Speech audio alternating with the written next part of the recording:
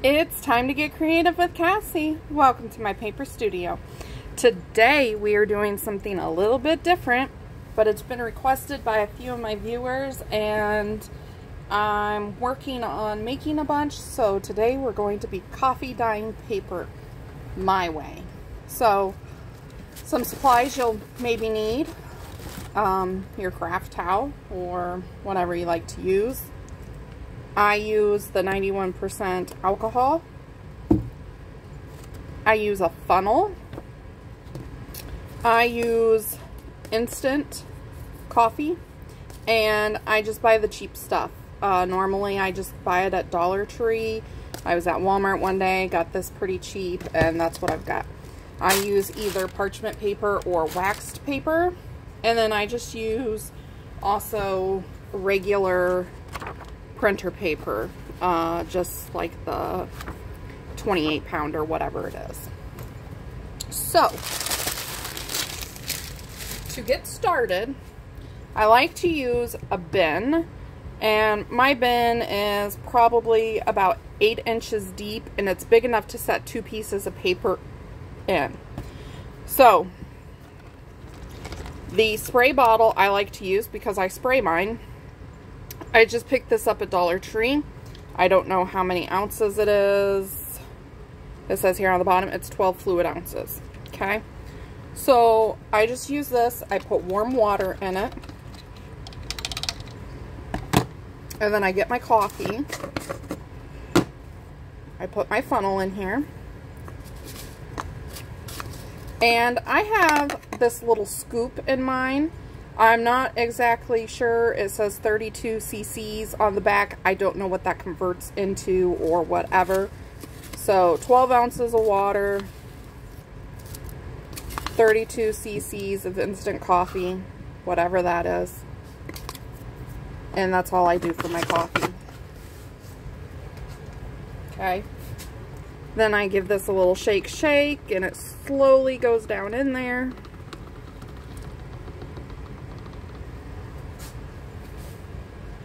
Once my coffee grounds are in there, I take my alcohol, and I don't measure this part, and I just give it a little squirt. And I use the alcohol because I just feel that that will keep it from molding or anything like that. So I put my lid on, and then I like to put my towel over it. That way, when I shake it up, it ensures that it ain't gonna make a big mess. So this will be a fairly quick video because there's not a whole lot to it. So let me just get set up a little bit here. What I like to do is take my coffee and give a good spritz to the bottom of my tote that I use. And then I like to set my bottle on my towel just because I don't want little coffee drips everywhere. And then I put in 2 pieces of paper side by side, like so. I don't flip them, I don't do anything like that. And then I just come in and I spray the top. You can spray however much you want. The more you spray, the darker your papers are going to be. Then I take my parchment paper, and I do reuse my parchment paper several times. And I just lay a piece of parchment paper on it. And then I keep repeating the process. So I give it a good spray.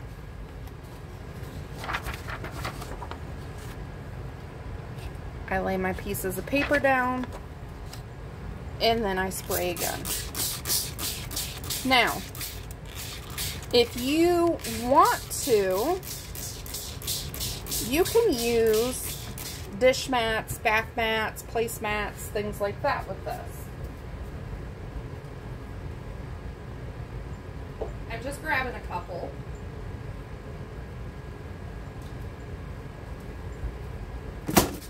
So, this is one of my favorites to use.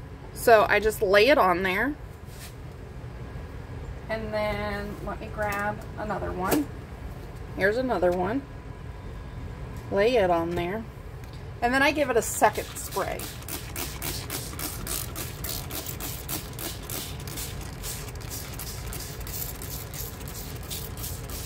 What this is going to do is it's going to leave this design, or should leave that design on your paper.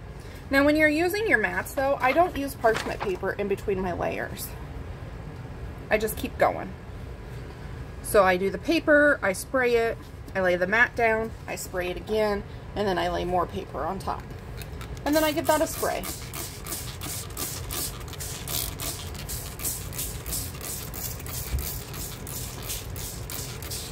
When I am using the mats though, I give it the first spray. I don't do quite as much. And then on the second time, after I lay the mat down, I give it a bit more of a spray. And then really make sure I'm coating it on that second spray. Okay? So again, because I put the mat there, I'm going to take this one.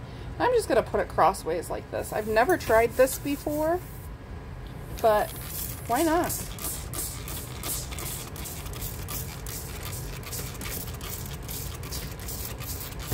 Okay, so then if I want to go back to just regular, I just put my parchment down on top of that, give this a good spray, and then I go back to doing it the regular way.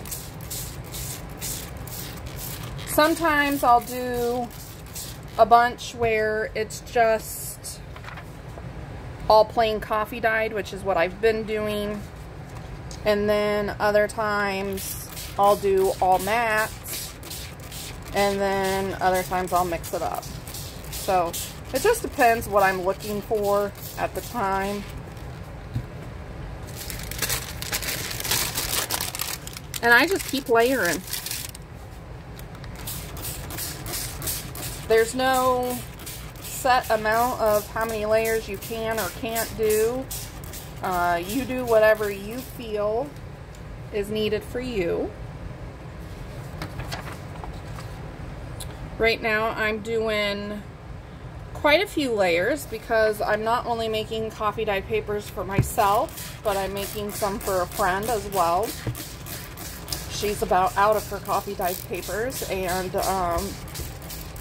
she just doesn't ever seem to have the time to do it. And on the days that she does have time to do it, it's really windy outside, and she does hers outside because she can get a lot done at once, I guess. But anyway, I just figured I'd help her out.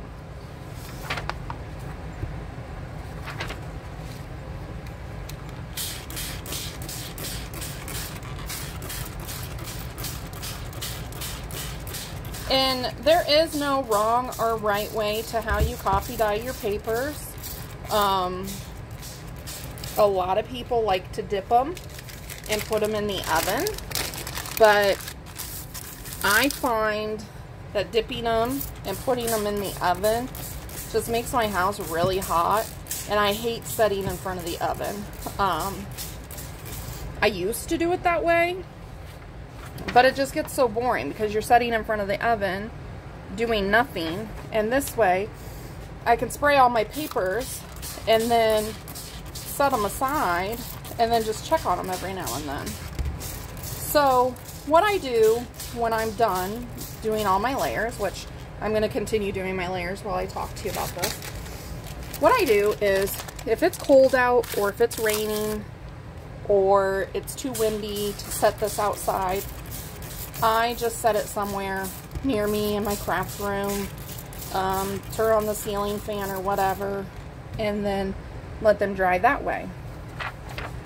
And then when the top layer becomes dry or semi-dry, I'll peel it off and then let the next layer dry. And I keep doing that throughout the day.